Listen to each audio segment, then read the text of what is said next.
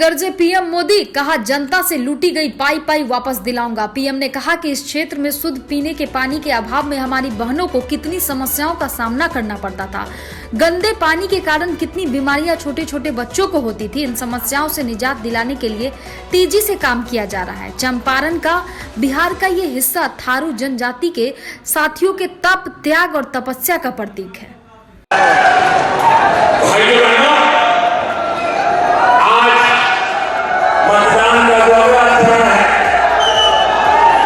उसका प्रचार अभियान भी पूर्ण हो रहा है।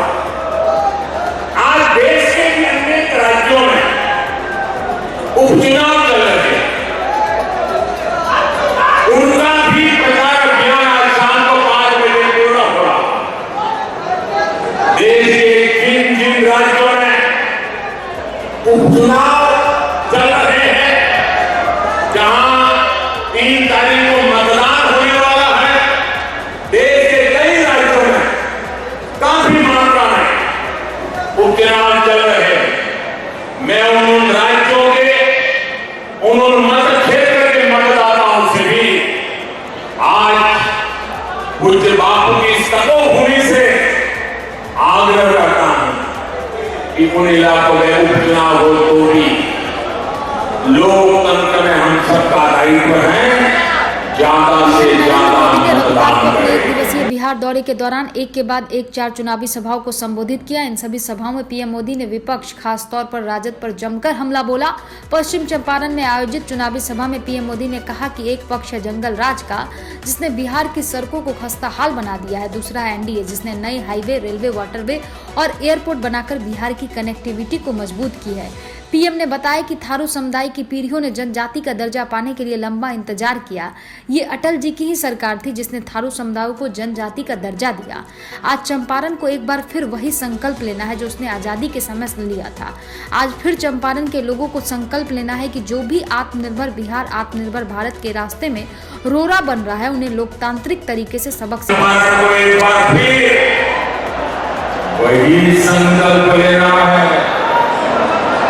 उसने आजादी के समय भी लिया था, देश को प्रेरणा है।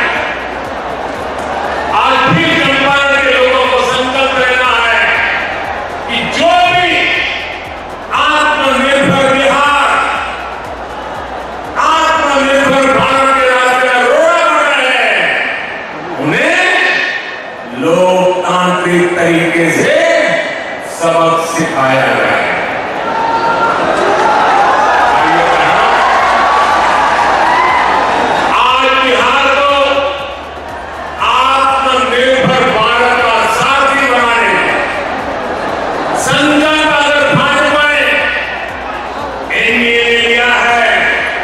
उसके पीछे यहाँ की सरकार का नीतीश जी के नेतृत्व में अनवरत परिश्रम रहा।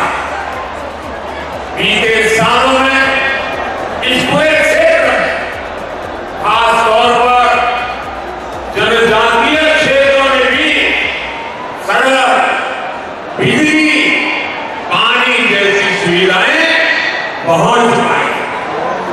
साथियों, इस क्षेत्र में शुद्ध पीने के पानी के अभाव में हमारी बहनों को कितनी दिक्कतों का सामना करना पड़ता। गंदे पानी के कारण कितनी बीमारियां हमारे छोटे छोटे बच्चों को होती हैं। इस समस्या से निजात दिलाने के लिए तेजी से काम किया जा रहा है। जल जीवन मिशन के तहत 4.25 लाख से ज्यादा परिवारों तक पाइप से पीने का पानी सुविधा पहुंच चुकी है और बाकियों को भी पहुंचने वाली।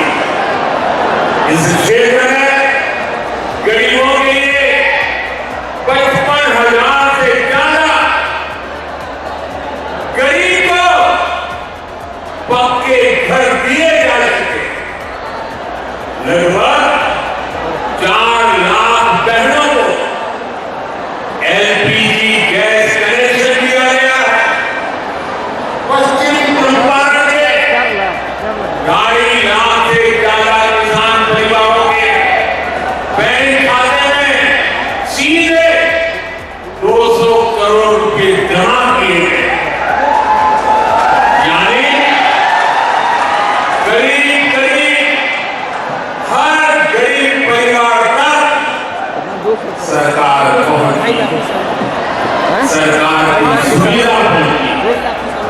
इसमें भी वंचित और आदिवासी परिवारों को सबसे अधिक सुविधाएं नीतीश जी के नेतृत्व में बीते सालों में मिली।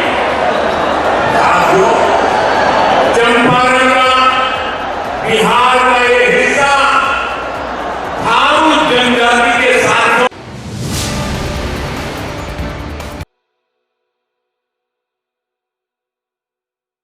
वाल्मीकि नगर विधानसभा से भारतीय पार्टी लोकतांत्रिक प्रत्याशी दीपक कुमार मालाकार रविवार को सेमरा, तरवरिया, उज्जवलिया, कटकुइया, पंचगामा समेत दर्जनों गांवों का परिभ्रमण कर जन समर्थन का अपील किया। इस दौरान ग्रामीणों ने अपने प्रत्याशी दीपक कुमार मालाकार का जोरदार स्वागत किया, साथ ही भारी मतों से विजयी बनाने का आश्वासन भी दिया। एक सवाल का जवाब देते हुए प्रत्याशी मालाकार ने बताया कि आज तक वाल्मीकि नगर की प्रतिनिधित्व पूंजीपतियों ने की है, इसलिए ग्रामीणों का यह दशा हुआ है। अगर एक बार मुझे मौका दिया जाएगा तो मैं इसकी हालात सुधार दूंगा। आप वाल्मीकि नगर विधानसभा से भारतीय लोकतांत्रिक पार्टी से चुनाव लड़ रहे हैं जी। तो वाल्मीकि नगर में कितना विकास हुआ है? 0 हुआ है। क्यों? क्योंकि 2 राजकुमारों ने बारी बारी से राज किया है। जो सुख सुविधा गरीबों को मिलना चाहिए वो रईसों को मिला है।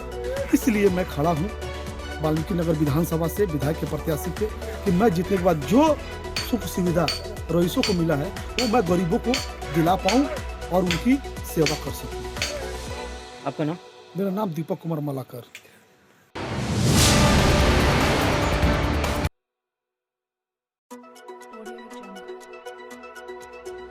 बेतिया में कांग्रेस के विधायक मदन मोहन जी द्वारा अपने कार्यकर्ताओं के साथ राजदेवरी में पैदल किया गया जनसंपर्क।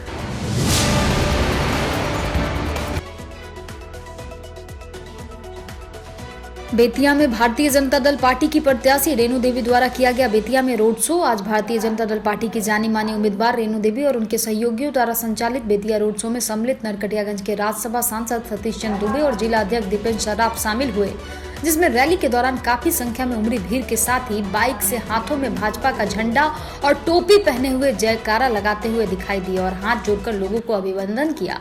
साथ ही जनता द्वारा रेणु देवी को माला भी पहनाया गया।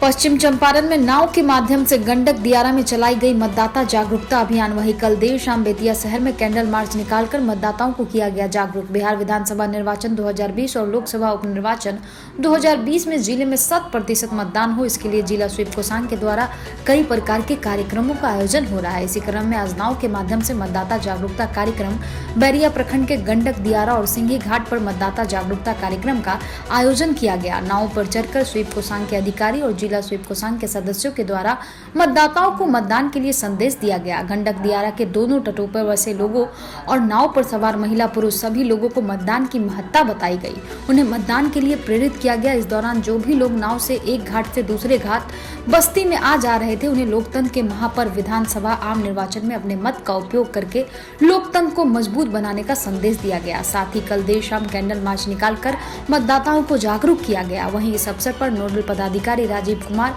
स्वीप कोर कमेटी की सदस्य मैरी एडलिन, राजस्व कर्मचारी अशोक कुमार